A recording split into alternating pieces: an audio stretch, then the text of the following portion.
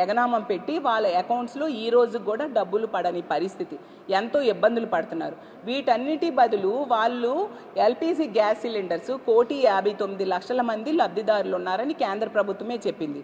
వాళ్ళ అకౌంట్లో 3 సిలిండర్లకు సరిపోయిన డబ్బులు డైరెక్ట్గా వేసేస్తే ఈ బాధలు ప్రజలకు ఉండవు కదా అని నేను అడుగుతూ ఉన్నాను.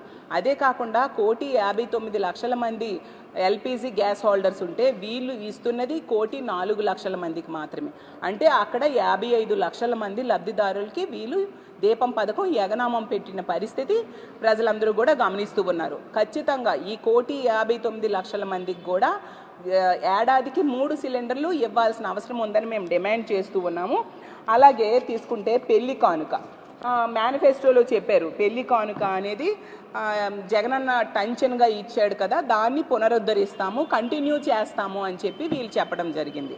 తీసుకుంటే ఈ రోజుకి ఒక్క ఆడబిడ్డకు కూడా పెళ్లి కానుక ద్వారా సహాయం అందించని పరిస్థితి మనం చూస్తూ ఉన్నాము. అంటే నెట్ట నిలువుగా ఆడబిడ్డలకి మోసం చేసిన పరిస్థితి మనం చూస్తూ ఉన్నాము. అలాగే తీసుకుంటే మహిళా పారిశ్రామికవేత్త